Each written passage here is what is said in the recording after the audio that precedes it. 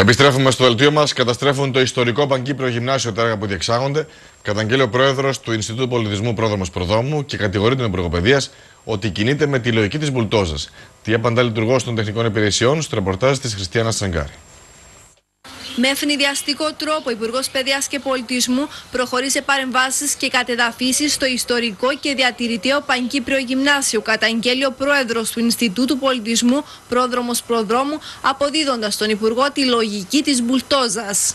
Δεν φαίνεται ο Υπουργός να αντιλαμβάνεται ότι αυτά που θέλει να κατεδαφίσει είναι πολύτιμο μέρος της πολιτιστικής κληρονομιάς μας και ένα ανεκτήμητο κομμάτι της εκπαιδευτικής ιστορίας αυτού του τόπου. Ο κ. Προδρόμου επισημαίνει ότι διεξάγονται αυτή την ώρα στατικές προεργασίες στο κτίριο του Ιστορικού Σχολείου χωρίς ενεργοποίηση της Τριμερούς Επιτροπής που αποφάσισε η Επιτροπή Παιδείας της Βουλής και η οποία θα παρτίζεται από απόφοιτους, παλιούς διευθυντές και πνευματικούς ανθρώπους και θα παρακολουθεί τους σχεδιασμούς για την αναβάθμιση. Διερωτάται κανείς, το Παγκύπριο Γυμνάσιο δεν θα έπρεπε να είναι διατηρηταίο κτίριο?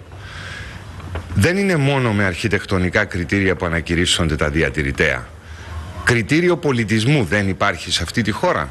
Η λειτουργός των τεχνικών υπηρεσιών του Υπουργείου Παιδείας και συντονίστρια των έργων στο Παγκύπριο Γυμνάσιο, Γιαννούλα Παπαγιάννη, δήλωσε ότι αυτή τη στιγμή στο σχολείο δεν γίνεται καμία εργασία πέραν από εργασίες οι οποίες απαιτούνται για να κάνουμε όσο το δυνατόν ορθότερα την εργασία που αφορά στο θέμα της αντισυσμικής αναβάθμισης και της αναδόμησης.